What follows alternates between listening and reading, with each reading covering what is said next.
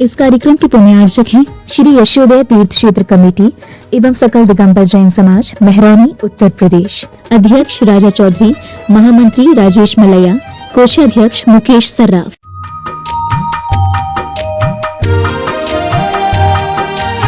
जो खड़े हैं हमारा उनसे अनुरोध, कृपया अपने स्थान को ग्रहण कर लें।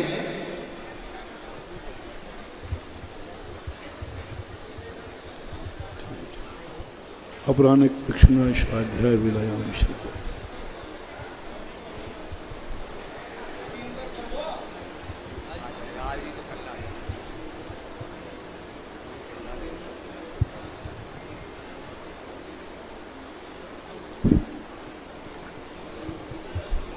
नमो अरिहंतार्णं,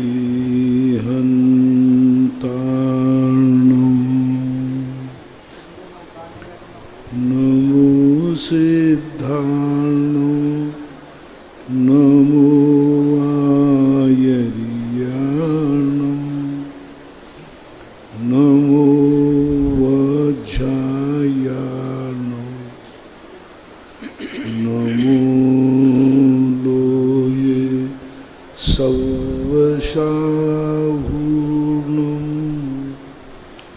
पंच परमेष्टि भगवान की जय। आचार्य श्री गुरुवर कुंद कुंद महाराज की जय। आचार्य श्री गुरुवर विद्यासागर महाराज की जय। परम पूजनीय निर्व्यापक श्रमण मुनि श्री सुधा सागर जी महाराज की जय हो। छोला गंभीर सागर जी महाराज की जय हो। मोदी संघ की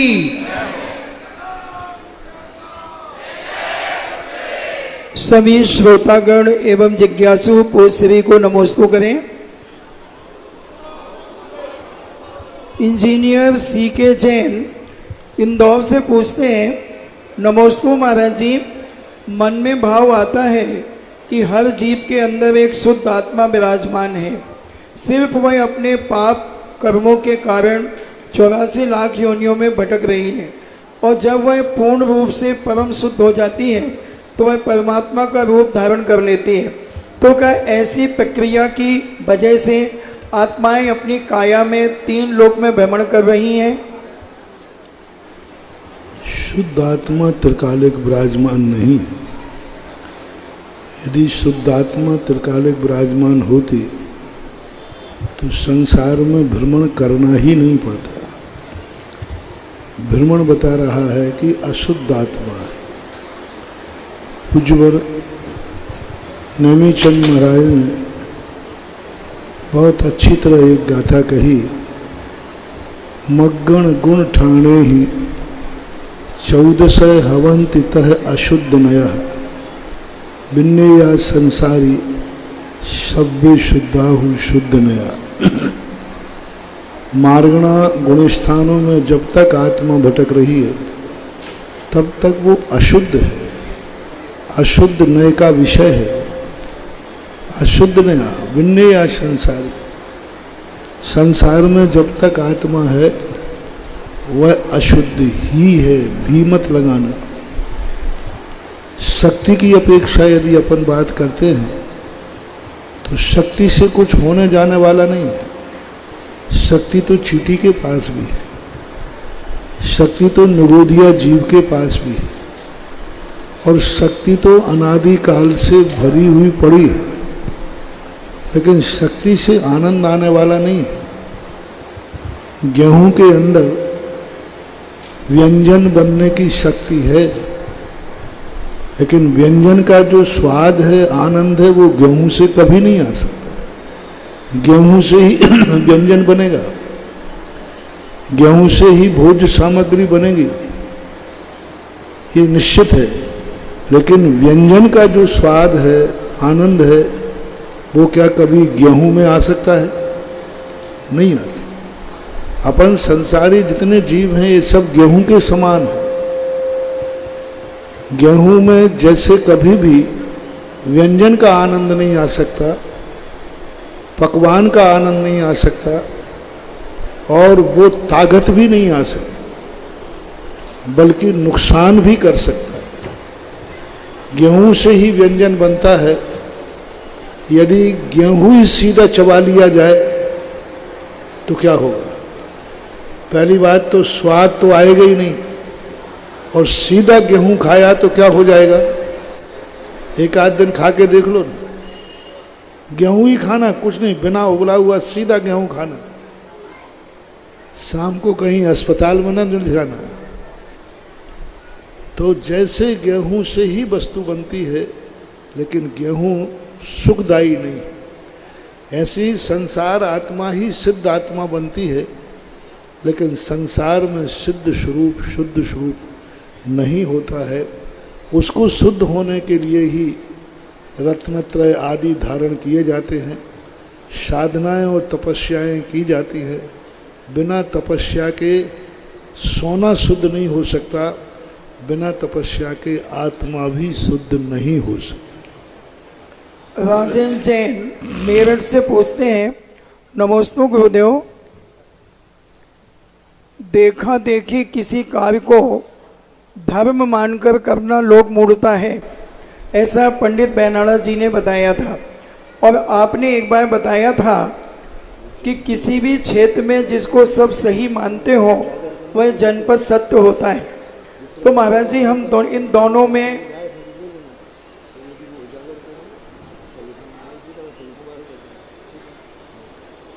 पूछ रहे हैं, देखा देखी किसी कार्य को धर्म मानकर करना लोक मूढ़ता है, पंडित बैनाला जी ने यह बताया था। आपने एक बार बताया था किसी क्षेत्र में जिसको सभी लोग मानते हो वह जनपद सत्य होता है। तो महाराज जी, हम इस कैसे समन्वय रखें इन बातों का? दोनों एक ही बात है। वहाँ धर्म मान करके कोई भी लोग परंपरा करते हैं तो वो लोक मूढ़ता ही है। जो बैनाला जी ने कहा था वह सही है, लेकिन धर्म न मान के एक लोक व्यवहार की परंपरा मानते हैं कि लोक व्यवहार में ऐसा मान्यता है। कितने कार्य लोक व्यवहार के हैं जो आप लोग करते हैं। शादी विवाह के अंदर कितने लोग व्यवहार करते हैं, धर्म शास्त्रों में तो इनका कोई संबंध नहीं है, लेकिन वो लोक व्यवहार मान्य है। लोक में कितने व्यवहार किए जाते हैं, जिन व्यवहारों के लिए धर्म का रूप मत देना। हमारी व्यवहारिक परंपरा में तो आपको सबके साथ व्यवहार करना पड़ता है।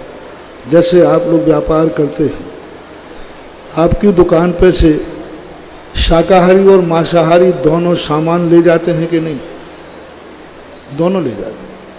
व्यापार समाज के बीच में रहते हैं तो एक दूसरे को दुआ सलाम करते हो कि नहीं? करना पड़ता है, अभिवादन करना पड़ता है, हाथ भी जोड़ना पड़ते हैं। लेकिन धर्म बुद्धि से ना जोड़ने से, एक व्यवहारिक नाते से हाथ जोड़ते हो तो उससे सम्यक दर्शन का दूषण नहीं आएगा, क्योंकि एक व्यवहारिकता है। वैसे सम्यक दर्शन में तो षड अनायतन आते हैं, कुगुरु कुदेव कुसात और इनके मानने वाले। यदि यह परिभाषा लगाते हैं तो संसार में तुम्हारा कोई व्यवहार ही नहीं बनेगा, क्योंकि संसार में हर व्यक्ति किसी ना किसी को मानने वाला है, किसी ना किसी का प्रशंसक है। 363 मतों में सब कोई ना कोई प्रशंसक है। फिर उनके साथ तुम्हारा व्यवहार कैसे बनेगा? उनके साथ तुम्हारा लेन देन कैसे बनेगा? तो सम्यक दर्शन ऐसा बाधक नहीं है। शांतिनाथ भगवान चक्रवर्ती थे, उनके 6 खंड में मिथ्या दृष्टि भी थे, सब कुछ थे। राज दरबार में वो भी न्याय मांगने आते थे। जो जन धर्म विरोधी हैं फिर भी न्याय मांगने आते थे। शांतिनाथ भगवान न्याय करते थे, उनकी रक्षा करते थे, संरक्षण करते थे, लेकिन राष्ट्र की अपेक्षा, धर्म की अपेक्षा नहीं। इसलिए धर्म बुद्धि को छोड़ करके व्यवहारिक रूप में जो जनपद सत्य है उसे सदा स्वीकार करना चाहिए। यदि जनपद सत्य नहीं रहेगा तो आप दुनिया में जी नहीं सकेंगे, क्योंकि सम्यक दृष्टि कम है, मिथ्या दृष्टि ज़्यादा है। सम्यक धर्म को मानने वाले लोग कम होते हैं और लोकेशना को सांसारिक दृष्टि से मानने वाले ज़्यादा होते हैं। अंकुर जैन ग्वालियर से पूछते हैं, नमोस्तु महाराज जी, हम पाठशाला के बच्चों को रविवार को जो पूजन कराई जाती है वह द्रव्य मंदिर से ले लेते हैं और शो की द्रव्य मंदिर में रख देते हैं।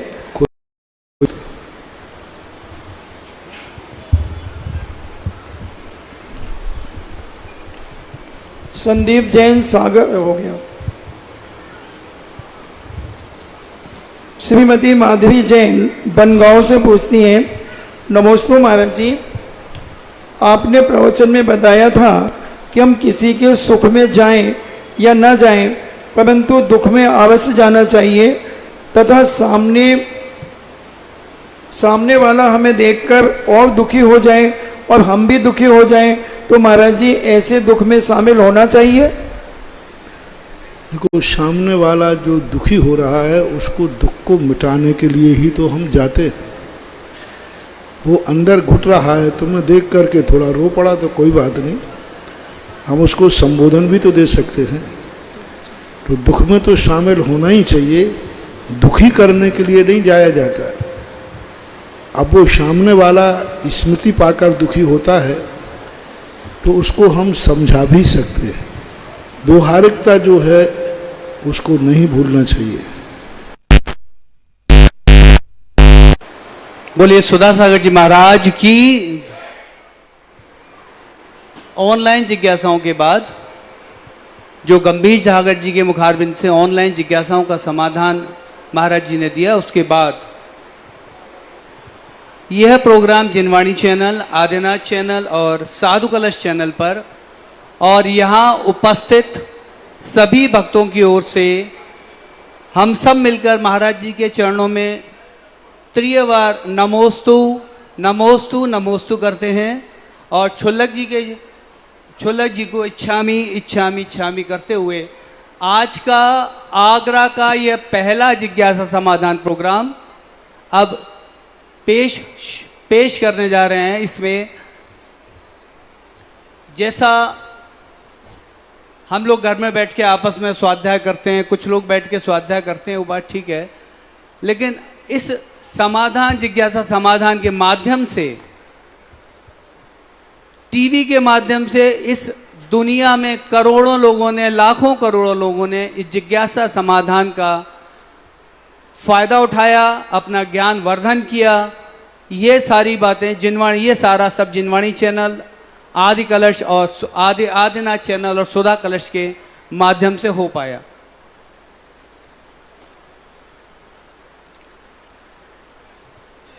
अब इसके बाद हम शुरू करते हैं। आज सुबह से जो महाराज जी ने आगरा में उत्साह देखा, जो नज़ारा देखा, शायद आपको ध्यान होगा 4 फरवरी का वो दिन जब आचार्य श्री ने कुछ शब्द कहे थे, शेर आया है, आराम करेगा और कल सुबह से दहाड़ेगा। तो आज सुबह से आगरा में सुधा सागर जी महाराज शेर की दहाड़ हम सब ने सुनी और आज नहीं, आगे 6 महीने तक सुनते रहेंगे। कुछ लोगों ने ये कहा आज का जो सुबह का अभिनंदन था बहुत शानदार रहा, ऐसा ना कभी हुआ ना कभी होगा। ये बात तो ठीक है, ना कभी हुआ ना कभी होगा, इसमें थोड़ा शक लगता है। इससे पहले पिछले साल चातुर्मास वीर सागर जी का हुआ, प्रणम सागर जी का हुआ। वीर सागर जी के गुरुजी, वो अपना गुरुजी सुधा सागर जी को मानते हैं, उन्होंने भावना भाई तो आज हमारे सामने सुधा सागर जी विराजमान है और आगरा की इस पावन धरती पर महापुंगव श्री सुधा सागर जी का चातुर्मास होने जा रहा है। 6 महीने बाद हमारी यहाँ से जो कुछ भी भावनाएं ऊपर तक पहुंचेंगी, तो भविष्यति मेरी ये सोच है कि शायद अगले साल आचार्य श्री का चातुर्मास आगरा में होना चाहिए, क्योंकि वीर सागर जी के गुरुदेव सुधा सागर जी पधारे, उन्होंने भावना रखी और अब मेरी ये भावना, हम सबकी ये भावना है कि सुधा सागर जी महाराज जी साहब अपनी भावना आगे रखें और आने वाले अगले साल इस आगरा की धरती पर आचार्य श्री का चातुर्मास हो। बोलिए आचार्य श्री विद्यासागर जी महाराज की, बोले सुधा सागर जी महाराज की, बोले क्षुल्लक श्री गंभीर सागर जी महाराज की, मुनि संघ की। अब हम शुरू करते हैं आज का जिज्ञासा समाधान। सबसे पहले मैं बुलाना चाहूंगा जिज्ञासा के लिए दिनेश गंगवाल जी जयपुर से, जो कि शिविर के निर्देशक हैं, और उसके बाद तैयार रहेंगे संजय गदिया जी, अजीत जैन सूरत जी और शांति स्वरूप पाटनी सूरत।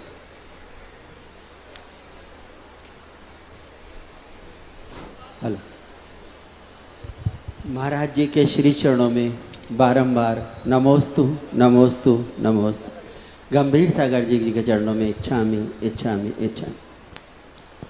महाराज जी, आजकल आपके प्रवचनों में पावर थिंकिंग शब्द बहुत आ रहा है। अमेरिकन लेखक एक रोडा बायरन थी, उसने भी पावर थिंक पे एक बहुत बड़ी किताब लिखी और दुनिया में सबसे ज़्यादा बिकने वाली किताबों में आई। उसने कहा जो आप चाहते हो वो मांगना शुरू करो, लेकिन आपने कहा जो चाहते हो वो मांगना शुरू मत करो, पहले उसके अनुरूप बनो फिर मांगो। तो बहुत बड़ा अंतर आया महाराज जी।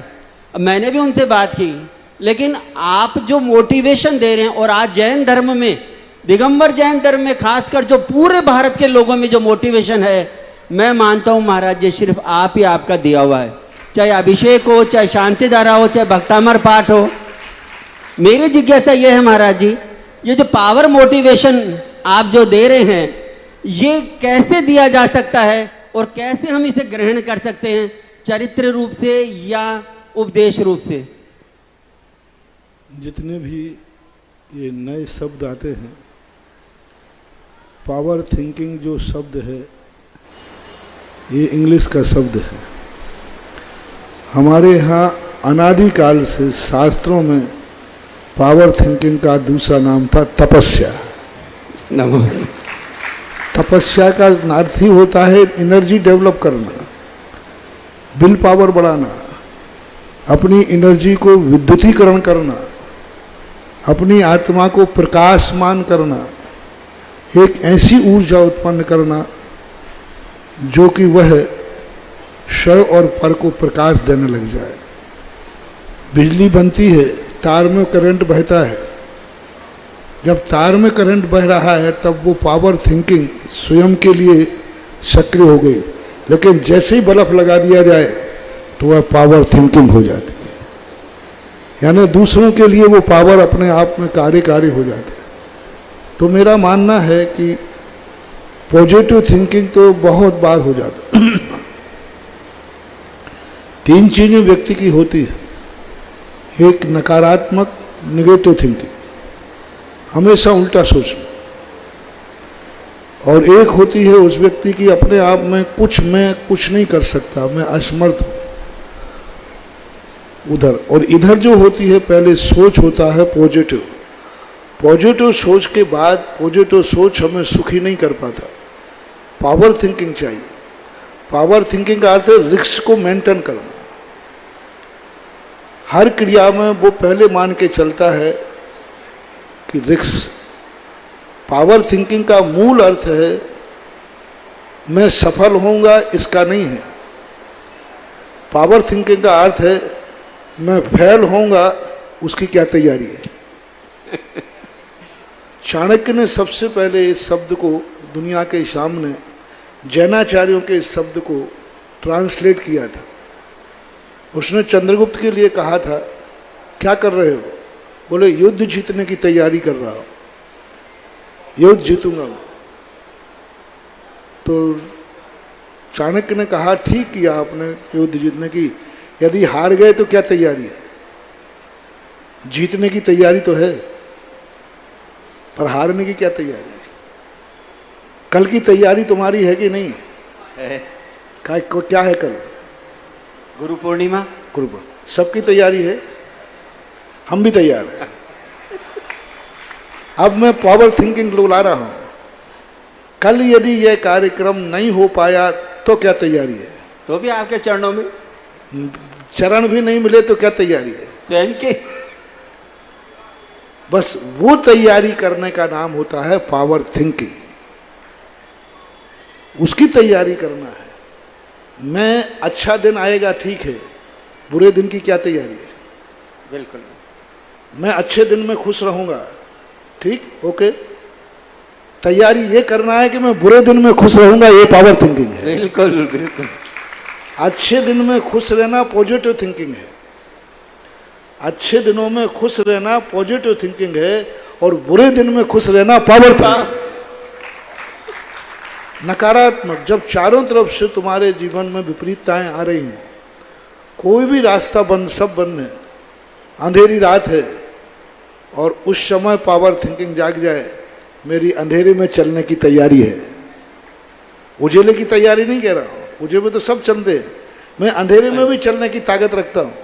यही सीखा आपसे महाराज जी। हाँ, तो जब भी दुख के दिन, बुरे दिन आते हैं, उन बुरे दिनों में उतने ही खुश नजर आओ जितने अच्छे दिन में आते हो, तो पावर थिंकिंग का मूल सूत्र समझ में आ गया।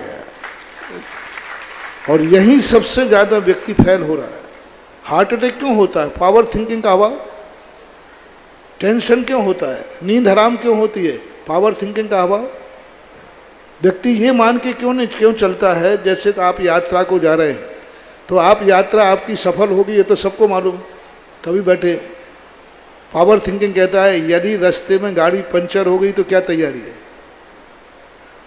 वहां पहुंचने की तैयारी तो है, लेकिन पंचर रास्ते में हो गई तो क्या तैयारी है? यही पावर थिंकिंग। वो पावर थिंकिंग है। उसने बोले पावर, रास्ते में पंचर हो गई तो हमारी तैयारी, मैंने पाना रख लिया है खोलने का। जो पाना रखा जा रहा है वो पावर थिंकिंग है, और जो सफलता के लिए गाड़ी तैयार की जा रही है ये पॉजिटिव थिंकिंग है। ऐसा नमस्ते महाराज। इसके बाद बुलाना चाहूंगा संजय खदिया जी सूरत, और तैयार रहेंगे शांति स्वरूप पाटिल जी सूरत। महाराज जी के चरणों में एक और इसके पावर थिंकिंग के संबंध में 2000 वर्ष पहले पूज्यवर उमा स्वामी महाराज ने तत्वार सूत्र के अंदर एक शब्द खोजा था कि तुम यदि असाता वेदनी कर्म के बंध से बचना चाहते हो तो दुख में दुखी मत होना। दुख शोक तापा क्रंदन परिवेदनान्यान्य सद्विद्य से असद्विद्य से, यानी दुख में दुखी नहीं होना, शोक में शोक नहीं करना, इष्ट वियोग में, अनिष्ट संयोग आ जाए तो आर्तरोध ध्यान नहीं करना। ये सबसे बड़ी खोज उमा स्वामी महाराज ने पावर थिंकिंग की तत्वार सूत्र के अंदर भी रखी है। महाराज जी के चरणों में नमोस्तु नमोस्तु नमोस्तु, शुल्लक श्री के चरणों में इच्छामि इच्छामि इच्छामि। महाराज जी, मेरी एक जिज्ञासा है कि पूरी दुनिया में जितने भी साधक है, भक्त है, सभी कल गुरु पूर्णिमा है, अपने गुरु के पास जाते हैं, घर से गुरु पूर्णिमा का दिवस मनाते हैं। तो हम ऐसा क्या करें महाराज जी कल कि हमारे गुरु की भी प्रभावना हो, हमें भी धर्म लाभ मिले और हमारे पुण्य की वृद्धि होवे। महाराज जी नमोस्तु। महाराज जी अपने अपने, क्योंकि ये कार्यक्रम गुरु के अधीन नहीं होता है, शिष्य और भक्त के अधीन होता है, और भक्त के कोई पैटर्न नहीं होता है। भक्त के लिए कोई एक निश्चित विधि नहीं होती। भक्त के पास मात्र श्रद्धा और समर्पण होता है। यदि मेंढक आएगा तो वो मुंह में पाखुड़ी दे करके भी लाएगा तो भी गुरु पूर्णिमा मनाई जाएगी, और कोई राय सेठ आएगा तो वो गजमोती लाएगा तो भी गुरु पूर्णिमा ही मानी जाएगी। तो गुरु के प्रति जो अपना एक समर्पण भाव है, क्योंकि गुरु पूर्णिमा जो शब्द है, यह शब्द जो है पूर्णमासी के दिन जैनाचार्यों के अनुसार सबसे बड़ी उपलब्धि मानी जाती। और गुरु के प्रति जो अपने जीवन में उपकार होता है, उस उपकार को स्मृति के रूप में लाकर उनके प्रति जो आभार व्यक्त है, उस आभार की अभिव्यक्ति का नाम ही गुरु पूर्णिमा का रूप माना जाता है। नमोस्तु महाराज। इसके बाद शांति स्वरूप पाटिल जी अपनी शंका रखेंगे, और अशोक जैन मूंछ वाले सूरत तैयार रहेंगे। मेरी आराधना के शिखर पर विराजमान परम पूज्य गुरुदेव सुधा सागर जी महाराज के चरणों में कोटिशव नमोस्तु नमोस्तु नमोस्तु। हे गुरुदेव, ऐसे तो आपके दर्शन मात्र से ही मेरी शंकाएं का समाधान हो जाता है, पर एक समस्या है कि हम जब भी कभी कोई तकलीफ में रहते हैं तो आपके नाम मात्र स्मरण से हमारी तकलीफें आधी तो दूर हो जाती है, पर मेरा पूछना यही है कि क्या जैसे उसका असर, कोई प्रतिकूल असर गुरु पर भी आता है क्या? गुरु को आता है या नहीं आता है ये कोई मायना नहीं रखता है। भक्त अपनी श्रद्धा के माध्यम से, जब व्यक्ति श्रद्धेय के प्रति इतना समर्पित हो जाता है कि वह मात्र सूचना देता है और गुरु अपने आप में ऑटोमेटिक उसमें रिकॉर्ड कर लेते हैं कि भक्त का जब भी कहीं से सूचना आए उसको एडवांस में आशीर्वाद अपने आप पहले से रहता है, हमें उठाना नहीं पड़ता। साधु को, भक्त को स्मरण करना पड़े कि आज मैं उसको आशीर्वाद भेज रहा हूँ, वो तो एक बहुत छोटा हो गया, वो तो ठीक है। लेकिन एक ऐसा आपके मोबाइल में भी होता है, टीवी में, कि आप पहले से ही सेट करते हैं किसका नंबर उठाना है और किसका नंबर लॉक करना है। कई बार बताते मोबाइल में ऐसा नंबर कि ये नंबर कितनी बजता रहे, लगेगा ही नहीं, ब्लॉक कर देते, लॉक कर देते। और कुछ नंबर ऐसे होते हैं कि चाहे तुम खोलो या ना खोलो उसमें सेव हो जाता है। ऐसा ही गुरु का एक ऐसा ऑटोमेटिक सिस्टम होता है कि वो उस सिस्टम को पहले ही फिट कर देते हैं सुबह उठ करके, और जिंदगी के प्रथम दिन ही शुरू कर देते हैं कि उन भक्तों के लिए जो भक्त अपना समर्पण और श्रद्धा दिखाते हैं वो कहीं से भी किसी भी रूप में स्मरण करें, सूचना दें, उनको आशीर्वाद पहुंचना चाहिए और पहुंच जाता है। साधु को, गुरु को तुरंत जागरूक रहने की जरूरत नहीं। नमोस्तु गुरुदेव, नमोस्तु गुरुदेव। और इस पद्धति को सबसे पहले खोज के रूप में दिया था एकलव्य ने। एकलव्य को कभी गुरु ने आशीर्वाद नहीं दिया, गुरु के ज्ञान में भी नहीं था कि एकलव्य है, उनके तो ध्यान में भी नहीं था, उनके रजिस्टर में भी नहीं था। लेकिन एकलव्य ने अपनी एक वो शक्ति जगाई कि उस एकलव्य ने अपने नमस्कार से, अपनी श्रद्धा से गुरु से पूरे आशीर्वाद पाए। जो साक्षात गुरु नहीं दे सकता है वो भक्त ले सके। नमोस्तु गुरुदेव, नमोस्तु। गुरु हाथ उठा करके या इंटेंशन पूर्वक किसी को आशीर्वाद दें, किसी का ध्यान करें कि आज का आशीर्वाद मैं फलाने व्यक्ति को देना चाहता हूँ, फलाने व्यक्ति की एनर्जी देना चाहता हूँ, वो दुखी है, उसका दुख दूर करना चाहता हूँ। यदि मैं ध्यान भी करूँ कि फलाना व्यक्ति दुखी है, उसका दुख दूर हो, तो उतना चमत्कार नहीं होगा, उतना अतिशय नहीं होगा जितना कि भक्त जब अपने श्रद्धेय को अंदर ध्यान में लाएगा तो जो गुरु ने ऑटोमेटिक पहले से फिट कर रखा है वो आशीर्वाद उसको पहुंचेगा, वो इस आशीर्वाद से ज्यादा पावरफुल होगा। अर्जुन के लिए साक्षात आशीर्वाद था, एकलव्य को नहीं था।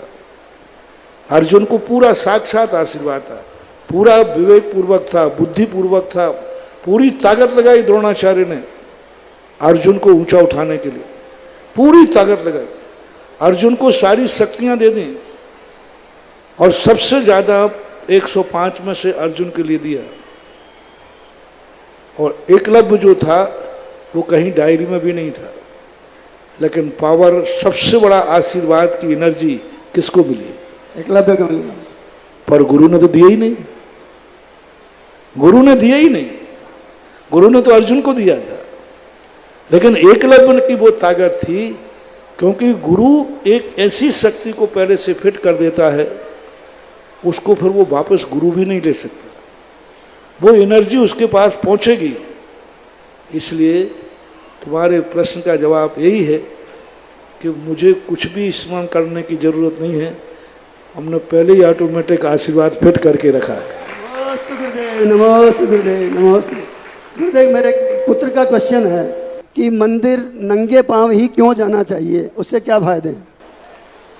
नंगे पांव जाने का अर्थ है एक अपनी श्रद्धा की अभिव्यक्ति, और दूसरी बात है कि जब हम किसी पवित्र भावना के साथ जाते हैं तो हमें अर्थिंग मिलना चाहिए जमीन से। हमारी कोई भी ताकत होती है, कोई भी अच्छे बुरे भाव होते हैं, वो हमेशा जमीन से हमारी ताकत को खींच रहा है या जमीन से हम खींच रहे हैं। तो हमने आज प्रातःकाल कहा था कि ये नंगे पैर चलने की जो परंपरा है, ये मात्र अहिंसा ही नहीं है, इससे बहुत बड़ी एनर्जी दुनिया को मिलती है कि एक पवित्र भावना के साथ व्यक्ति नंगे पैर चलेगा तो उस भूमि में कहीं नकारात्मक एनर्जी होगी तो वो नष्ट हो जाएगी और वो सकारात्मक ऊर्जा से भर जाएगी। नमस्ते गुरुदेव, नमस्ते। सुबह महाराज जी ने प्रवचन में कहा था, ये चतुर्मास युवाओं के लिए है और युवतियों के लिए है। युवा लोग सारा प्रोग्राम, सारे प्रवचन, सब शंका, ये जितनी जिज्ञासा समाधान जरूर अटेंड करेंगे। पिताजी लोग व्यवसाय में जाएंगे, उसी तरह बहुएं सब यहाँ आएंगी, लेकिन सासुएं घर पर खाना बनाएंगी। ऐसा सुबह स्टेज से महाराज जी ने कहा था। अच्छा है आप सब लोग इस बात का इसको फॉलो करें। कल से युवाओं की संख्या और युवतियों की संख्या ज्यादा होनी चाहिए। इसका मतलब ये नहीं है कि सासुएं और बुजुर्ग लोग ना आए, वो भी अपने काम जल्दी से जल्दी निपटा कर एक भी शंका, एक भी जिज्ञासा समाधान का प्रोग्राम मिस ना करें। इसके बाद मैं बुलाना चाहूंगा अशोक जैन मूछ वाले सूरत और ब्रह्मचारिणी सुनीता दीदी तैयार रहेंगे। जगत पूज्य निर्यावक मुनि सुधा सागर जी महाराज के चरणों में कोटि कोटि नमन। नमोस्तु गुरुदेव, नमोस्तु गुरुदेव, नमोस्तु गुरुदेव। गुरुदेव, पूरा सकल दिगंबर जैन समाज सूरत बहुत दिनों से पलके बिछाए हुए बैठा है। आपके चरण सूरत धरती पर पड़े, अब नहीं रहा जा सकता। गुरुदेव, आपसे यही विनती और निवेदन है कि आप आशीर्वाद देवे और सूरत धरती को पवित्र करें।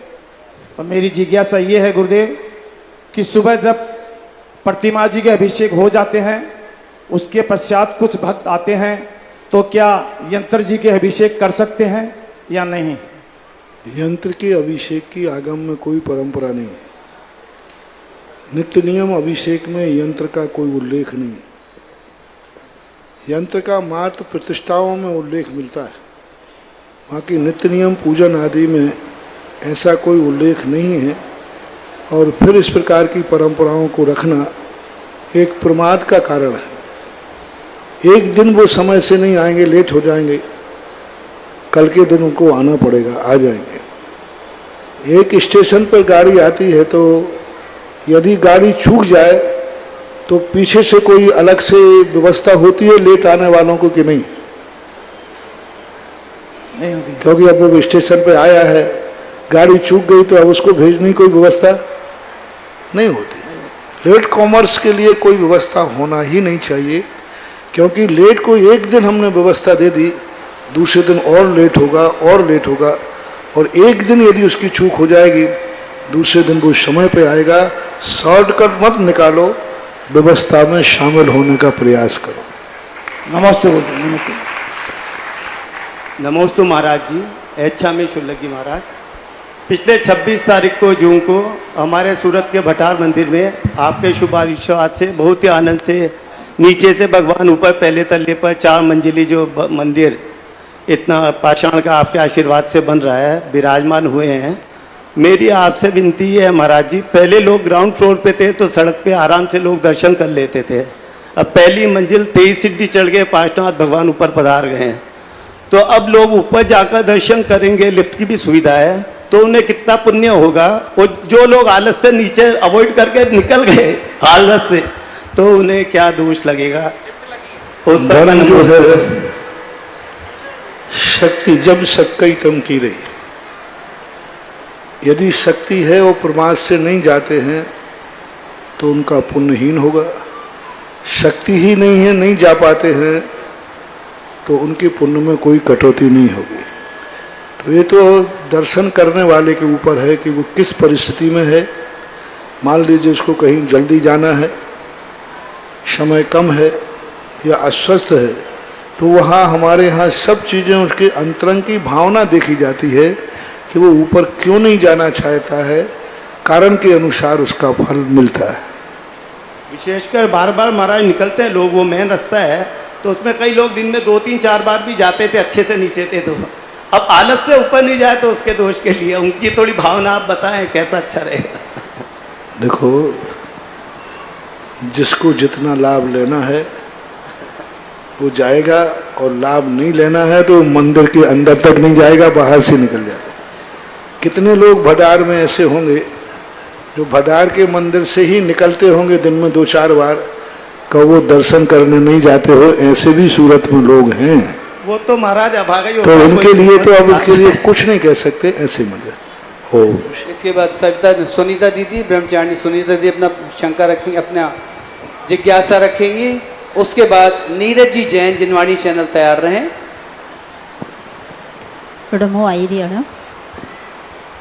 गुरु से शिष्य की कौन सी बात अनजानी है, गुरु से शिष्य की कौन सी बात अनजानी है, सागर को मालूम है बूंद में कितना पानी है। पूज्य, हर जीव के अंदर अनेक संभावनाएं होती हैं, और पूज्य सुधा सागर महाराज जी के अंदर धर्म प्रभावना की कितनी संभावनाएं हैं, ये आचार्य से बेहतर शायद कोई नहीं जानता। ऐसे गुरु कृपा के धनी मैं समझती हूँ कि समस्त शिष्यों में यदि सबसे अधिक गुरु कृपा के धनी है तो पूज्य सुधा सागर महाराज जी हैं। आचार्य को जिनके ऊपर इतना विश्वास है कि इतने कम समय में ये इतनी दूरी तय कर लेंगे, ऐसी गुरु पूर्णिमा के अवसर पर पूज्य महाराज जी, मेरी जिज्ञासा ये है कि आपके ऊपर तो महती गुरु कृपा है, आप गुरु कृपा के धनी हैं, लेकिन शिष्य ऐसा कौन सा त्याग करे, कौन सा समर्पण करे, या ऐसी कौन सी साधना करे, जैसी गुरु कृपा आप पर है ऐसी ही हम सब शिष्यों पर, इन सब शिष्यों पर भी गुरु कृपा बरसती रहे। कृपया जिज्ञासा का समाधान कीजिए। मैंने पहले ही कहा है कि गुरु की कृपा जो है वह शिष्य के समर्पण के ऊपर आधारित है। गुरु अनेक परीक्षाएं भी लेते हैं, गुरु प्रतिकूल परिस्थितियों को भी देखते हैं, अनुकूल को भी देखते हैं। अनुकूल परिस्थितियों को पाने के लिए ही जो गुरु बनाते हैं उनके उसी प्रकार से उनको उपलब्धि होती है। और अनुकूल हो प्रतिकूल हो इससे कोई मतलब नहीं रहता। गुरु सबसे बड़ी कृपा पाने का एक सबसे बड़ा तरीका है, हमें गुरु से नहीं चाहिए है, हमें गुरु चाहिए है। ये सबसे बड़ी, हमें भगवान से नहीं चाहिए है, भगवान चाहिए। से जब बीच में आ जाता है तो हर कृपा में कमी आ जाती है, और से हट जाए कि हमें कुछ भी नहीं चाहिए, मुझे गुरु चाहिए, चाहे वो अनुकूल परिस्थिति हो अथवा प्रतिकूल परिस्थिति हो। अपने अंतरंग श्रद्धान को न डगमगाने दे तो गुरु कृपा अपने आप स्वतः ही जो पहले से सेट की हुई है उसमें से एनर्जी अपने आप मिलना चालू हो जाती है। ये सबसे बड़ी चीज होती है। हम कभी ये सोचते हैं कि गुरु से हमें क्या मिलेगा, तो हमें कुछ नहीं मिलता। हमें गुरु से कुछ नहीं मिलेगा, मात्र गुरु मिलेगा तो सब कुछ मिल जाता है। हमें कुछ भी नहीं मिलेगा, आशीर्वाद भी नहीं मिलेगा, मुझे सानिध्य भी नहीं मिलेगा, कुछ भी नहीं मिलेगा, लेकिन गुरु मिलेगा तो सब कुछ पा जाता है। एकलव्य ने यही तो कहा था कि मुझे गुरु से कुछ नहीं मिला, लेकिन मुझे गुरु मिला है तो वो सब कुछ पा जाएगा। तो गुरु कृपा का सबसे बड़ा सूत्र होता है कि गुरु से चाहिए है या गुरु चाहिए। जब गुरु चाहिए है तो से हटा दो, कृपा दिन रात बरसती रहेगी, उसके लिए कुछ भी करने की जरूरत नहीं। नीरज जी जैन, जिनवाणी चैनल। और खुदा से क्या मांगू तुम्ही से मांगती हूँ मैं, खुदा से क्या मांगू तुम्ही से मांगती हूँ मैं, तुम्ही से क्या मांगू तुम्ही को मांगती हूँ मैं। तुम्ही को मांगती हूँ मैं। जय बोलिए जगत पूज्य श्री सुधा सागर जी महाराज की जय हो। इसके बाद नीरज जी जिनवाणी चंद से अपनी जिज्ञासा रखेंगे और विजय जैन धुर्रा परम भक्त अशोकनगर तैयार रहेंगे। पूज्य गुरुदेव के चरणों में अनंतवार नमोस्तु, छुल्लक जी के चरणों में इच्छामी इच्छामी इच्छामी। पूज्य गुरुदेव, जैसा कि सभी को विदित है, कल मंगल कलश स्थापना है। पूरे देश की निगाह इस स्थापना पे चतुर्मास पे लगी है। पूज्य गुरुदेव, मेरी जिज्ञासा है, जो मंगल कलश जो बड़ी राशि के हैं, कोई 51 कलश, कोई 21 कलश, और आपकी भावना है कि घर घर में कलश जाए, और आपने एक भक्ति कलश 1,11,000 का रखा है। पूज्य गुरुदेव, हमारी भी सबकी भावना है इस मंगल चातुर्मास का कलश हर घर में, आगरा के तो हर घर में जाना ही चाहिए। लेकिन इसके आपसे मैं पूछना चाहता हूँ कि जो भी भक्त हैं वो कैसे डिसाइड करें कि हमारे को ये 11 वाला लें, 21 वाला लें, अगर क्या फ़र्क है उनमें, क्या फ़र्क है उनमें, वो गुरुदेव पूछना जरूर चाहेंगे, जिससे कि कल सभी लोग उसमें पूरी एनर्जी, ऊर्जा, पूरा देश, पूरे जहाँ जहाँ कलश जाए वो सब लोग सुखी हों, इस तरह की भावना बातें गुरुदेव ऐसा बताएं। नमस्ते। क्योंकि चातुर्मास जो है, आज प्रातःकाल हमने कहा था कि महावीर स्वामी ने जो कुछ भी उपक्रम बनाए हैं उनमें मात्र साधक को ही मुख्यता नहीं दी। साधक से दुनिया को कुछ मिलना चाहिए। जैन दर्शन में मुनि महाराज अपना ही कल्याण करेंगे सुनिए। उन्होंने मुनि मुद्रा के लिए सम्यक दर्शन का कारण बनाया। उन्होंने मुनि मुद्रा के लिए मोक्ष मार्ग का कारण बनाया। उन्होंने कहा कि तुम मुनि बने हो तो तुम्हारे लिए कल्याण हो जाएगा, लेकिन तुम्हारे इस भेद से जगत का भी कल्याण होना चाहिए। आज चतुर्मास मुनियों के होते, पहले मुनियों के चतुर्मास जंगलों में होते थे, समाज से उसको कोई लेना देना नहीं था। मुनि महाराज अपनी साधना करते थे, तपस्या करते थे, लेकिन जब गृहस्थ के लिए कोई चीज की उपलब्धि करना है तो गृहस्थ को उपलब्धि बिना मंगल किए, बिना मंगल कलश के बिना, बिना कोई सगुन के बिना गृहस्थ की कोई भी जिंदगी शुरू होती ही नहीं। गृहस्थ के लिए हर कार्य के लिए मंगलाचरण चाहिए, हर कार्य के लिए सगुन चाहिए। हमारे अनुष्ठानों में कुछ भी नहीं है कि हमें कोई मंगल कलश बैठाना है, कुछ बैठाना, क्योंकि हम तो उस मंगल से भी बहुत ऊंचे उठना चाहते। लेकिन गृहस्थ के जितने भी अनुष्ठान हमने देखे, प्रत्येक अनुष्ठान में कोई ना कोई सगुन की बात कही। चाहे वो एक दीप प्रज्वलन करे, चाहे वो सभी दर्शनकारों में, चाहे वो अगरबत्ती लगाए, चाहे वो एक बादाम चढ़ाए, चाहे भली वो मेंढक हो, पाखुड़ी लेकर आए, कुछ ना कुछ सगुन करना है उसे। जब तक वो स्वयं का सगुन नहीं करेगा, उसका अनुष्ठान उसे फलीभूत नहीं होता है। इसलिए गृहस्थ जब भी कोई कार्यक्रम करता है गृहस्थ को लाभ के लिए, उसके लिए कोई ना कोई सगुन चाहिए। ये चतुर्मास साधुओं के लिए ही मंगलकारी ना हो, ये चतुर्मास श्रावकों के लिए भी सुख समृद्धि देने वाला हो, श्रावकों के लिए भी मंगल रूप हो, श्रावकों के लिए पुण्यवर्धक हो, श्रावकों के लिए विपत्ति नाशक हो। श्रावक लोग भी अपनी जिंदगी के कीचड़ में कमल के समान खिल सकें, श्रावक लोग भी कीचड़ में सोने के समान दमक सकें, उसके लिए मंगल कलश की स्थापना हो। जय हो, जय हो। ये मंगल कलश मार श्रावकों के 100% तुम्हारा है। मंगल कलश से हमारा खुद का कोई भी संबंध नहीं है, सारा संबंध तुम्हारा है।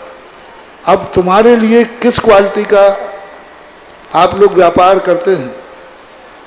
एक व्यापार करता है, हाथ ठेला लगाता है, एक व्यापार परचूनी की दुकान करता है, एक जनरल स्टोर लगाए हुए और एक कंपनी खोले हुए। इन सब की प्रॉफिट एक समान है कि अलग अलग है? नीरज जी, अलग अलग है गुरुदेव। क्यों अलग अलग है? पूंजी का इन्वेस्ट जैसा जैसा होता है, इनकम भी वैसी वैसी ही है। जय हो गुरुदेव। इन्वेस्टर कितना है, ऐसे ही सबको एक समान मिल जाए तो फिर मामला गड़बड़ हो जाए। एक समान नहीं मिलता। कितना इन्वेस्ट किया, उसने कंपनी बनाई है, इन्वेस्ट किया तो उसकी इनकम इन्वेस्ट के समान होगी। उसने अपनी मध्यम किया है तो मध्यम होगा। ये ना समझें कि 1 लाख वाला और 1 करोड़ वाला 10 करोड़ वाले को सबका पुण्य एक बार समान ही होगा, नहीं। वो जितना उसका त्याग हुआ है उस त्याग के अनुसार उसकी प्रॉफिट है, इनकम है। पहला सिद्धांत ये है कि जितना जिसने त्याग किया है उसने इस वस्तु का मूल्यांकन क्या किया है। आपने देखा होगा भगवान बाहुबली का जब अभिषेक हुआ तो पहला कलश 11 करोड़ का गया और उसके बाद शाम को 1100 रुपये में हुए जी। तो फिर बनिया सोचता है वो 11 करोड़ वाला पागल है, 2-3 घंटे शांत बैठ जाता, वही मचान थी, वही बाहुबली थे, वही जल था, 1100 रुपया में निपट के आ गया, क्योंकि वो आगरा का था। क्योंकि आगरा में पागल खाना तो है ही। तो उसने सोचा कि भाई भगवान भी वही है, कलश भी वही है, मचान भी वही है, सब कुछ वही है, और 1100 रुपये में मिल रहा है, तो क्यों 11 करोड़ का खर्च किया जाए। ये उसकी बहुत बड़ी भूल है, बहुत बड़ी भूल है। उसने जो त्याग किया है, बहुमान क्या किया तुमने, बलिदान क्या किया, एक इतने से कलश ढालने का तुमने 11 करोड़ का मूल्यांकन कर दिया। यानी उस सारी दुनिया यही देखने बैठी थी आखिर इसमें ऐसा क्या है जो 5 मिनट में 1 कलश यूं किया और 11 करोड़ दे दिया। आखिर इसमें क्या है। उसने उस अभिषेक की महिमा कितनी बढ़ा दी कि जो श्रद्धावान नहीं थे उन्होंने भी श्रद्धा कर ली। वो श्रेय 1100 वाले को नहीं जाएगा, वो 11 करोड़ वाले को जाएगा। वस्तु का मूल्य कितना कर दिया, अनमोल कर दिया उसको। ये जो बोलियां लगती हैं शांति धारा वगैरह की, शांति धारा तो वही है, 11,000 वाला कलश आ गया, लेकिन उसने मूल्य बढ़ा दिया कि शांति धारा की कीमत क्या है।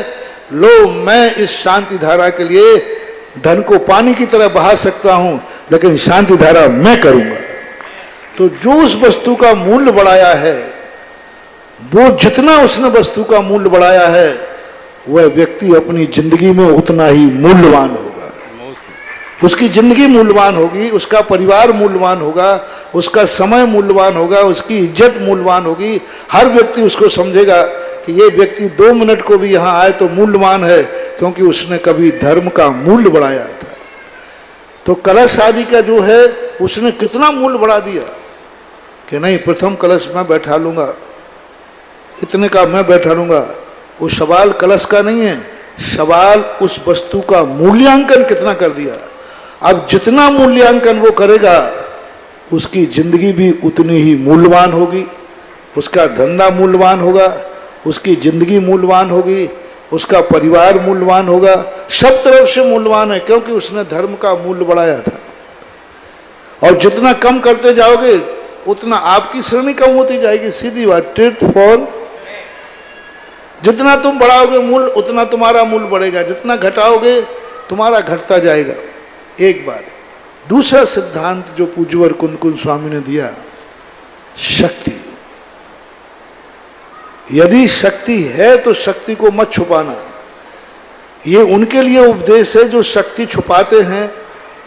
करोड़ का कलश लेने का है और 1 लाख में निपटते हैं। यदि शक्ति छुपाई है तो उनको मात उतने मिल जाएगा कि तुम भी 1 लाख रुपये का है। लेकिन जिनकी शक्ति नहीं है, यथार्थ में शक्ति नहीं है, वे मक्के के दाने चढ़ाते हैं तो गज मोती से कम नहीं है। गज मोती चढ़ाता है तो भी मूल्य है, मूल्य नहीं है। लेकिन मक्के का दाने का, शक्ति का देखा जाता है कि हमारी शक्ति दुनिया के पापों के लिए हमारी शक्ति है, दुनिया के खर्च करने की हमारी शक्ति है, दुनिया में ऐश आराम करने की शक्ति है, लेकिन धर्म करने की शक्ति नहीं है। तो फिर जैन दर्शन कहता है कि उसकी भी ऐसा ही होगा कि मूर्ति में शक्ति है, गुरु में शक्ति है तुम्हारा दुख दूर करने की, लेकिन तुम कितनी पूजा करना तुम्हारा दुख दूर नहीं होगा। महाराज भगवान में शक्ति है तो फिर मेरा दुख दूर क्यों नहीं कर रहे। शांति धारा में शक्ति है तो मेरी शांत दुख दूर क्यों नहीं कर रहे। महाराज के आशीर्वाद में शक्ति है तो क्यों नहीं हो रहा है, नहीं होगा। क्योंकि आपने कभी भगवान की तरफ से शक्ति छुपाई थी, तो भगवान की मूर्ति भी अपनी शक्ति छुपा लेगी जब तुम्हारे लिए जरूरत होगी। शक्ति है, तुम्हारी शक्ति थी, तुमने शक्ति छुपा ली। अब इसका कर्म बंद हो गया, सब चिंता मत करना, 24 घंटे तुम कैमरे की नजर में हो। सब जान रहा है, कर्म धर्म सब जानता है, तुमने यहां शक्ति छुपाई है, नोट हो गया। अब कल के दिन जब तुम्हें भगवान की जरूरत पड़ेगी, अपने आप वो शक्ति उसमें हो करके भी उस मूर्ति की शक्ति तुम्हें नहीं मिलेगी, वो शक्ति छुप जाएगी, फिर तुम्हारे लिए काम नहीं करेगी। और जिसने शक्ति नहीं छुपाई है, तो कल के दिन वो मूर्ति के सामने खाली हाथ भी आ जाएगा, तो वो मूर्ति देखेगी इसने एक दिन धर्म के लिए अपनी शक्ति छुपाई नहीं थी, बल्कि शक्ति से ज्यादा किया था। तो धर्म भी वही मूर्ति शक्ति से ज्यादा तुम्हारी जिंदगी में चमत्कार दिखा देगी, वही शांति धारा तुम्हारी जिंदगी में चमत्कार दिखा देगी, वही शांति धारा। क्योंकि तुमने धर्म को भी शक्ति कर दिया, नहीं कोई शक्ति नहीं छुपाऊंगा, तो शांति धारा कहती है मैं भी तुम्हारे लिए शक्ति नहीं छुपाऊंगी, जितनी शक्ति मेरी है उतनी ताकत से मैं तुम्हारी जिंदगी में काम आऊंगा। इसलिए मेरा एक ही कहना है, शक्ति छुपाना नहीं, और शक्ति है तो झुकना नहीं। अब किसकी शक्ति है, या तो तुम खुद जानो, अन्यथा कर्म और धर्म जानता है, अन्यथा फिर सरकार जानती है। पूज्य गुरुदेव, छोटा सा बस बात और है कि ये निश्चित रूप से आपके आशीर्वाद से कल मंगल कलश हमारे पास शॉर्ट पड़ने वाले हैं, हमें मालूम है, पूरे आगरा में जाएंगे ही, पूरे देश में जाने वाले हैं। पर पूज्य गुरुदेव, जो लोग मंगल कलश अपने यहाँ ले जा रहे हैं, अगर वो लोग अपने रिश्तेदार जिसको वो खुश देखना चाहते हैं, क्या उनको भी वो कह करके मंगल कलश का लिए अपना खुद का भी कर सकते हैं, रिश्तेदारों के लिए भी ये भाव आए कि चतुर्मास में जो कुछ भी यहाँ हो उस सबकी एनर्जी हमारे घर में और हमारे रिश्तेदार के पास पहुँचे, तो आप रिश्तेदार की तरफ से बैठाल करके और उसको सूचना दे सकते हैं कि भाई आपके सगुन कर जिन जिन रिश्तेदारों से आप चाहते हैं कि उनके यहाँ भी मंगल हो और कभी हमें दुख की खबर उनके द्वारा ना मिले, ऐसे चाहने वालों के संबंध में भी आप यदि अपना पक्ष रखते हैं तो वो आपका व्यवहार है, आपकी आत्मीयता है, आपकी चाहत है कि आप अपने रिश्तेदारों को भी शगुन के रूप में, मंगल के रूप में, कि हमारे यहाँ चतुर्मास हुआ था, चतुर्मास के उस उपलक्ष्य में हमने आपके लिए भी एक कलश स्थापित किया था जो दिवाली पर उनको भेज सके। नमोस्तु गुरुदेव, नमोस्तु गुरुदेव। नीरज जी, आपका सवाल आपके पाले में है, और निश्चित रूप से कलश की जो महिमा पूज्य गुरुदेव ने बताई है, कलशों के बारे में आपको समस्त जानकारी हो गई है, बाकी जानकारी नीरज जी के माध्यम से आप प्राप्त कर चुके हैं। सर्वार्थ सिद्धि कलश जो कि बोलियों के माध्यम से यह हम संपन्न करेंगे, उसके अलावा सर्वार्थ सिद्धि अमृत कलश हम बोलियों के माध्यम से यह संपन्न करेंगे। और सर्वार्थ सिद्धि बोली मोली कुछ नहीं है महाराज जी, पात्रों का चयन। अब इसके बाद अपनी जिज्ञासा रखेंगे विजय जैन जी धुर्रा अशोकनगर से, और शीला जी डोडिया जयपुर से तैयार रहेंगे। परम पूज्य आध्यात्मिक संत निर्यापक श्रमण मुनि पुंगव सुधा सागर जी महाराज के पावन पुनीत चरणों में, परम पूज्य छुल्लक श्री गंभीर सागर जी महाराज के पावन पुनीत चरणों में, दर्शनोदय तीर्थ थुवंजी कमेटी, अशोकनगर जैन समाज, जैन युवा वर्ग की ओर से बारंबार नमोस्तु नमोस्तु नमोस्तु। परम पूज्य गुरुदेव, हम पिछले 30 सालों से जब आप आगरा आए थे, अशोकनगर से आगरा आए थे, तब से लगातार प्रयास कर रहे हैं, और आगरा में 30 वर्ष पहले जो अभूतपूर्व प्रवेश हुआ था, और आपने यहाँ ऐसे शास्त्र बनवाए जो सदियों नहीं हजारों साल तक चलेंगे। आज पुनः उससे भी गजब का नजारा यहाँ हिंदुस्तान के लोगों ने देखा। जब आपका आगरा की धरती पर प्रवेश हुआ, हम कह रहे थे हम बहुत मेहनत करेंगे, हम ऐसा करेंगे वैसा करेंगे, लेकिन मनोज जी यहाँ जो प्रवेश था नीरज जी अभूतपूर्व था। बेनाराय जी, आपने उस समय जन्म कल्याण का जुलूस निकाला था, लेकिन आज जो जुलूस था, जनमानस था, जन सैलाब था, गुरुदेव मेरी आत्मा गदगद हो रही है यह कहते हुए कि हम अशोकनगर थुवंजी वाले चतुर्मास से चूक गए। तो गुरुदेव मैं ये कहना चाहता हूं कि ये 30 वर्षों की भावना और भक्ति का परिणाम है। यह जो हम सब ये संकलित कर रहे हैं ये आगे आके इस तरह से फलीभूत होता है कि थोड़ा किया और आगरा को मिल गया। वो जो 30 साल से प्रयास कर रहे थे वो पीछे रह गए। पूज्य गुरुदेव मैं दोनों पुण्य की समीक्षा और आपका आशीर्वाद चाहूंगा। देखो साधु किसी के पुण्य की समीक्षा नहीं करता, क्योंकि पुण्य किसी का भी कम नहीं कह सकते। पुण्य किसी का कम नहीं है। मैंने पहले ही कहा हर व्यक्ति का पुण्य मक्के के दाने के भी मूल्यवान है और गज मोती भी मूल्यवान। हर व्यक्ति का प्रयास अपने आप में मूल्यवान होता है। बस फर्क है जो सफल हो जाता है उसको अधिक मूल्यवान कह देते हैं, जो नहीं होता है फेल होने वाले को मैंने पहले ही कह दिया कि सबसे बड़ा पॉजिटिव पावर थिंकिंग क्या कहलाती है कि हम जिस कार्य का प्रयास सफलता के लिए प्रयास कर रहे हैं यदि सफल नहीं हुए तो क्या तैयारी है। इसलिए अशोकनगर गोलाकोट थोबंजी वालों से मैंने पहले ही कहा कि जिस गुरु के तुम पीछे पड़ते हो उस गुरु की पावर थिंकिंग देखो, प्रयास करो, लेकिन प्रयास में सफल नहीं हुए तो क्या तैयारी है उस पर विचार करो। आगे जो सफल नहीं हुए हैं वे तैयारी पहले से करना चाहिए, क्योंकि पूज्य गुरुदेव का संग ऐसा ही है कि अच्छे अच्छे प्रयास करने वाले रह जाते हैं और कई बार कम प्रयास के लोग सफल हो जाते हैं। तो ऐसी स्थिति को लेकर के अपने अपने संबंध में सोचना चाहिए। तैयारी ये करना है, तुम लोग ये तैयारी करते हो कि हमें इतना मेहनत की है तो हमें मिलेगा ही मिलेगा। और मैं कहता हूँ कि सब तैयारी करो, साथ में ये तैयारी करो नहीं मिलेगा तो क्या तैयारी है, बस उस पर विचार करो, यही समीक्षा है। गुरुदेव आपके सानिध्य में 1993 में यहाँ जो ऐतिहासिक पंचकर्णक हुआ था उसमें ताम्र शास्त्र दुनिया के किसी भक्त की कोई कल्पना में नहीं था। भैया जी समय का ध्यान रखे थोड़ा। वो आपने किया तो वो ऐसा ऐतिहासिक काम हुआ कि ये हजारों नहीं लाखों साल तक वो शास्त्र सुरक्षित रहेंगे। अब क्या होगा गुरुदेव? आज शीला जी डोडिया जी जयपुर से प्रसंग नहीं है उसका। कलशों के बारे में जो अनाउंसमेंट था, सरवार अमृत सिद्धि कलश, उसके बाद सरवार सिद्धि कलश 101 कलश हैं, अमृत सिद्धि कलश 51 कलश की राशि है, सिद्धि कलश 31 कलश की राशि है, अमृत कलश 21 कलश की राशि है और नंदाव्रत कलश 11 कलश की राशि है। उसके बाद मंगल कलश 5 कलश की राशि है और भक्ति कलश 1,11,000 रुपए के कलश, भक्ति कलश की राशि कुछ भी हो सकती है। भक्ति कलश लेने वालों को पाद प्रक्षालन, जिनवाणी भेंट, चित्र अनावरण और 1 दिन का भोजन पुण्यार्जक भी साथ में मिलेगा।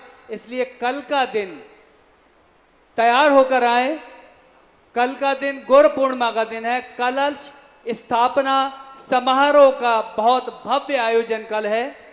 सब लोग तैयार होकर आए, क्योंकि आखिरी में भक्ति कलश 1,11,000 का है। जैसा भैया जी ने कहा, नीरज भैया ने कहा कि ये कलश हर किसी के घर में जाना चाहिए।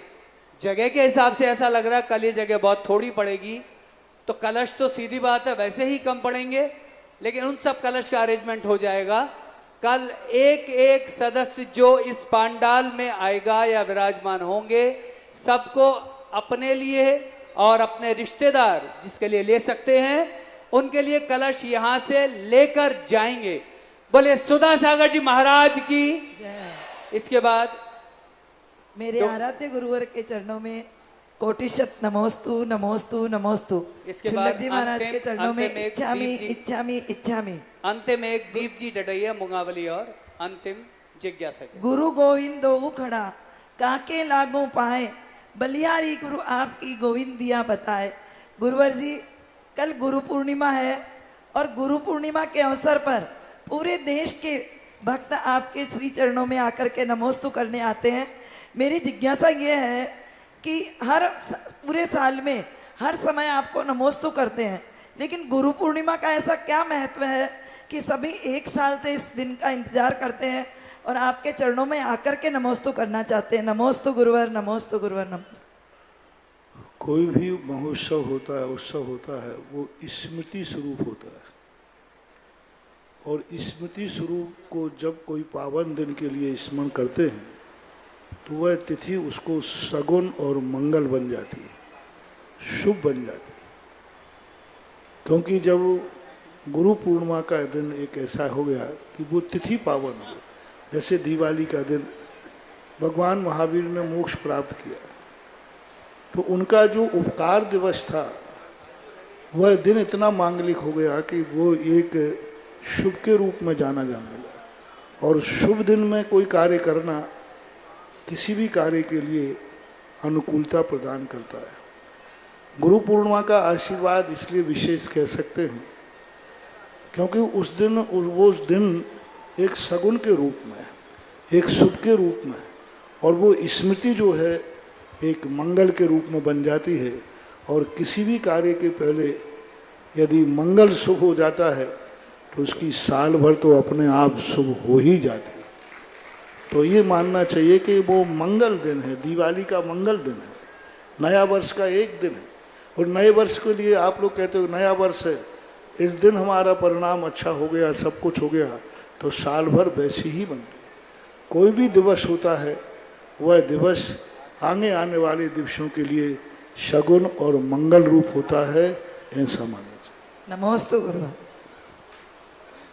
मेरे मन प्राण को सदैव शक्ति देने वाले पूज्य गुरुदेव के चरणों में कोटि सा नमोस्तु नमोस्तु नमोस्तु। हे गुरुदेव, मेरी जिज्ञासा बस इतनी सी है कि आपके दिए हुए संस्कारों ने हमारा जीवन सरल तो बना दिया, लेकिन इसको मलाल रहित कैसे बनाएं, समाधान करें। क्या रहित? मलाल रहित। किसी चीज का मलाल ना रहे। मलाल, सरल व्यक्ति को मलाल होता ही नहीं है, और मलाल है तो वो सरल है नहीं, क्योंकि सरलता ही निर्मलता का प्रतीक है, ऋजुता का प्रतीक है। मलाल जब भी किसी चीज़ में होता है तो उसमें कोई ना कोई वक्रता जरूर होती है। इसलिए सरलता का अर्थ ही होता है कि मन, वचन और काय तीनों एक धारा में जब हो जाते हैं तो मलाल रहते ही नहीं है। मलाल तो जब होता है कि मन में कुछ है, वचन में कुछ है और आचरण में कुछ है, तो वो मलाल की स्थिति आती है। और दूसरी बात, मलाल इसलिए होता है कि हम कहीं ना कहीं से हमारे जीवन में एक ऐसी महत्वाकांक्षा पनप जाती है जिसकी पूर्ति ना होने से हमें मलाल आ जाता है। किसी व्यक्ति से हम बहुत सारी अपेक्षाएं करते हैं और वो अपेक्षाएं पूरी ना करें तो हमें मलाल आ जाता है। हम भगवान से बहुत अपेक्षाएं करते हैं, नहीं पूरी हो तो हमारी भक्ति में मलाल आ जाता है। हम मंत्रों से बहुत अपेक्षाएं करते हैं, पूरा नहीं हो तो मलाल आ जाता है। तो हमें अपनी अपेक्षाओं को देखना है कि हम जिससे जो अपेक्षाएं कर रहे हैं क्या वह हमारी अपेक्षा पूर्ण कर सकता है, और क्या मैं उतना पुण्य लेकर आया हूं कि वो हमारी अपेक्षाएं पूरी कर दे। तो हमें मलाल आने न पाए ऐसा प्रयास करने के लिए हर वस्तु से उतनी ही अपेक्षा करना चाहिए जितनी अपेक्षा हम सहन कर सकें, हमारा पुण्य हो, और या फिर सामने वाला उतना सक्षम हो देने में, तभी होना चाहिए। नमोस्तु महाराज, नमोस्तु। समय का बंधन होने के कारण आज जिन लोगों ने अपनी जिज्ञासा समाधान के लिए अपने नाम लिखवाए थे उन सबको कल चांस दिया जाएगा, वो कृपया कल पधारें। चलिए, बहुत बहुत धन्यवाद। आइएगा, आरती का समय, और जैसा कहा गया साथियों, कल इतिहास आगरा रचेगा। कल यहाँ पर प्रातःकाल 7 बजे से ध्वजारोहण का कार्यक्रम प्रारंभ हो जाएगा और उसके बाद चातुर्मास मंगल कलश स्थापना, और जैसा पूज्य गुरुदेव ने हमें कहा, हर व्यक्ति को अपना पुण्य अपने घर पर लेके जाना होगा। जयंती परिवार अलवर हमारे मध्य आया हुआ है, आकर श्रीफल अर्पण करें। अभी बैठिएगा, आरती होगी।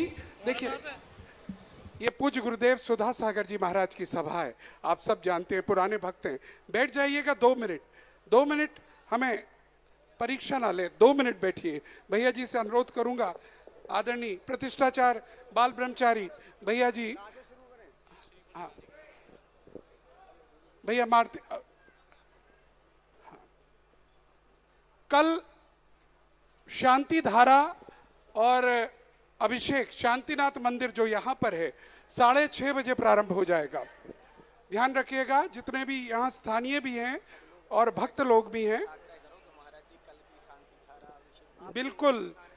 और पूज्य गुरुदेव से हम सब की अनुरोध,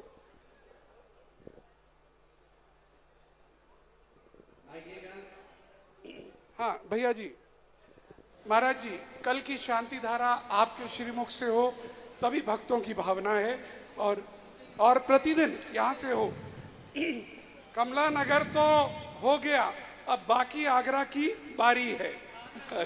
चलिएगा, कौन सा भाग्यशाली होगा गुरु पूर्णिमा के पूर्व आज अष्टांग का महापर्व के चतुर्दशी के दिन कौन करेगा गुरु की आरती। गुरु पूर्णिमा की शुरुआत अपन आज से ही शुरू करते हैं। बोली शुरू करता हूँ 33,333 बहुत जल्दी करेंगे। 44,444 बहुत जल्दी से। ऐसे संतों की गुरु पूर्णिमा के पूर्व बेला में हम आरती करेंगे गुरु का पूरा। 55,555, 55,555 1, 55,555 2, 55,555 सवा 2, 55,555 ढाई, 71,171, 71,171, 81,181, 1,11,111, 1,11,111 1, 1,11,111 2, 1,11,111 सवा 2, 1,11,111 ढाई, 1,11,111 पौने 3, 1,11, 1,33,333, 1,333, 1,33,333, 1,55,555, 1,55,555 1, 1,55,555 2, सवा 2, ढाई, पौने 3, 1,77,777, 1,77,777 1, 2, सवा 2, ढाई। स्वयं चांदी का थाल सजा करके लाए हैं और ऐसी भावना मालूम है अपने हाथों में पहले से संजो करके रखें और गुरु की आरती करने का भाव मन में संजोया है। 1,77,777 1, 2, सवा 2, ढाई, पौने 3 और ये पौने 3 और ये 3, ये 3 मिला है सत्येंद्र जी दिल्ली। क्या बात है, सूरत। जोरदार तालियां। द्वितीय थाल के लिए 1,11,111 1, 1,11,111 2, 1,11,111 सवा 2, ढाई, पौने 3, समय कम, 1, 2, 3। आएंगे हमारे जयंती परिवार, जोरदार तालियों के साथ अनुमोदना। आइए बाबूजी, आगे आइए। दूसरा दीजिएगा, तीसरे की बात करेंगे। हाँ विमल जी, दूसरा थाल यहाँ। विमल जी इधर जयंती परिवार को दीजिए दूसरा।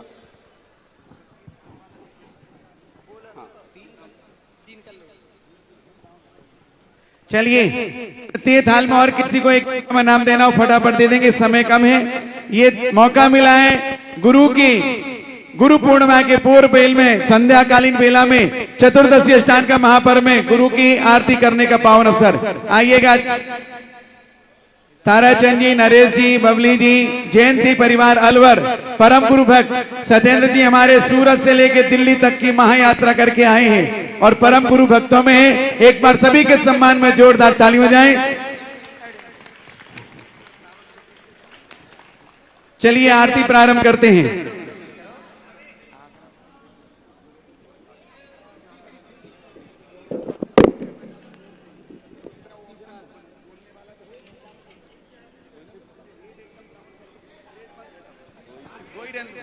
चलिए आरती प्रारंभ करते हैं, जल्दी से समय बचाएंगे।